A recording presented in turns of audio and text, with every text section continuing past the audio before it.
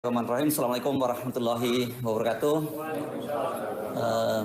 Ibu-ibu dan bapak-bapak sekalian, terima kasih untuk hadir pada hari ini. Kita akan membahas satu survei, tapi yang melakukan surveinya ini bukan lembaga survei yang selama ini dikenal ya.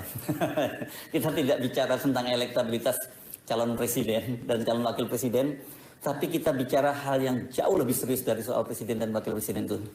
Presiden wakil presiden ini kan hanya 5 tahun sekali seharusnya,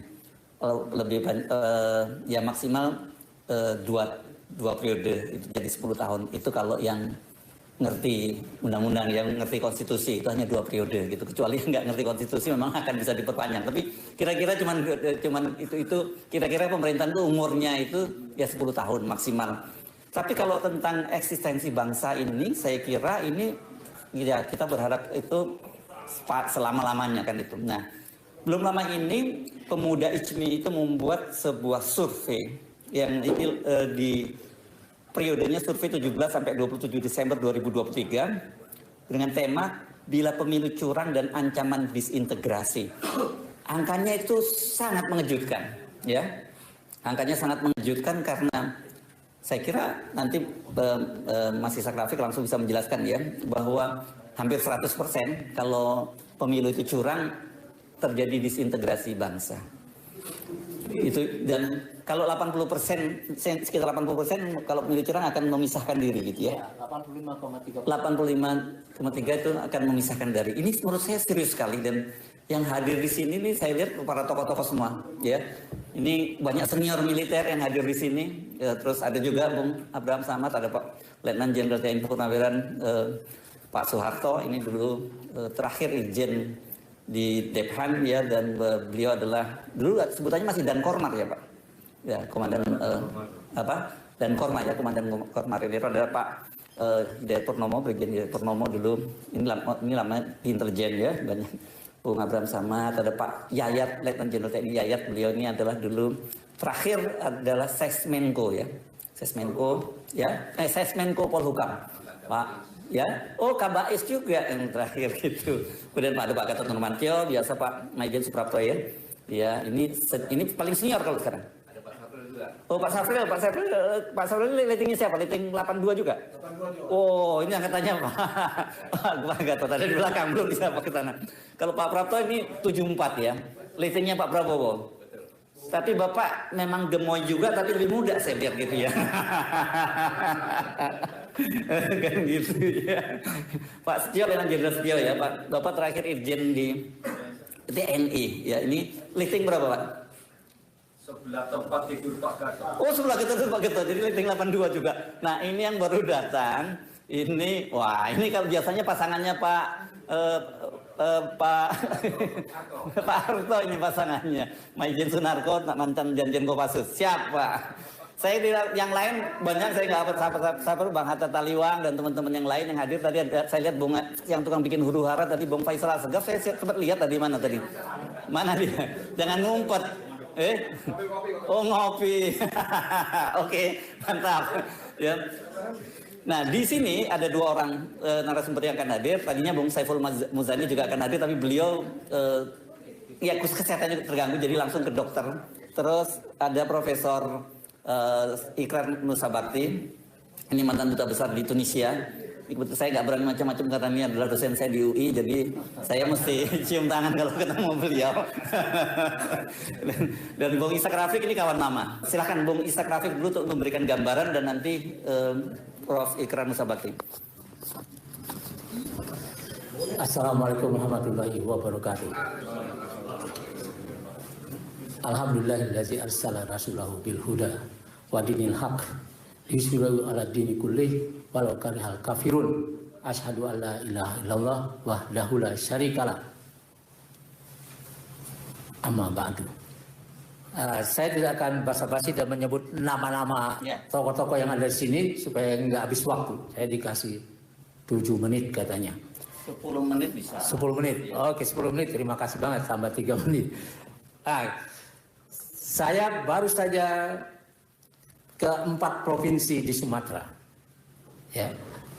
Melihat ya dari dekat hasil survei yang dilakukan oleh pemuda IJMI di Sumatera tentang ya pemilu curang dan ancaman disintegrasi nasional.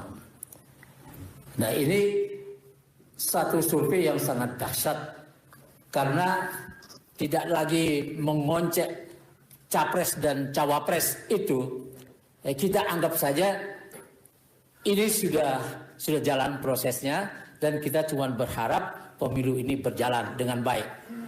Tapi hasil survei ini menunjukkan sangat tidak enak suram di masyarakat, karena masyarakat ya di hasil survei di Sumatera ini ya 43% lebih ya tidak percaya bahwa Pilpres dan Pileg ini akan dilakukan secara jurdil, luber. Ya, mereka ragu, pasti akan ada kecurangan.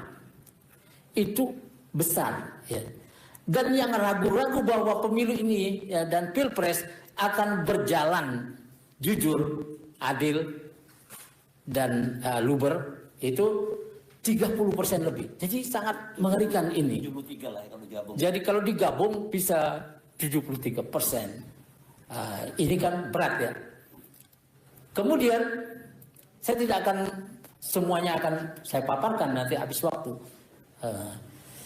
Dan ini semua orang-orang yang secara intelektual tidak perlu survei pun bisa tahu bahwa akan kayak gitu seperti hasil survei itu. Nah, ada 85,3% ya yang mengancam ya akan terjadi disintegrasi bila ya Pilpres ini dicurangi. Ya, mereka akan memisahkan diri dari publik, mau merdeka. Dan 90% lagi ya, 90% orang-orang ini digabung dengan yang ragu ya, 90% lebih ini mengancam akan merdeka dari Republik Indonesia kalau dicurangi. Artinya orang-orang ini ya setelah berjalan reformasi selama 25 tahun dan kita melihat dari masa ke masa dan 9 tahun terakhir menjadi sangat tidak senang kalau Pilpres ini yang menjadi yang cuma 5 tahun sekali mau dicurangi juga. Masa sih kita tidak bisa memilih presiden dan wapres yang baik yang kita mau? Padahal sekarang tidak ada incumbent. Yang ada modifikasi dari incumbent itu untuk periode ketiga dengan jalan memutar, ya, melanggar konstitusi, meruntuhkan MK marwahnya, dan membawa orang yang belum waktunya sudah ikut berlaga. Ini adalah indikasi bahwa ya tim yang dianggap oleh para pengamat sebagai tim dinasti istana ini akan melakukan segala cara untuk memenangkan capres-cawapres tertentu. Dan inilah capres-cawapres tertentu ini adalah modifikasi dari incumbent. Jadi kita tidak punya incumbent tapi punya ya modifikasinya. Dan semua orang percaya di masyarakat ya bahwa Amin misalnya timnya percaya bahwa kalau tidak dicurangi Amin akan menang satu putaran kalau tidak dicurangi. Timnya Ganjar Mahfud MD punya keyakinan yang sama, kalau dicurangi Ganjar MMD akan menang kalau tidak dicurangi. Sedangkan masyarakat percaya bahwa pasti dicurangi. Nah, ini sesuatu yang mengerikan. Dan mereka mengancam, seenggaknya hasil survei di Sumatera ini menunjukkan bahwa mereka mengancam jangan lagi lah ada kecurangan. Oh, jadi Sumatera ini ya? Sumatera. Bukan seluruh Indonesia. Belum seluruh Indonesia. Ini sedang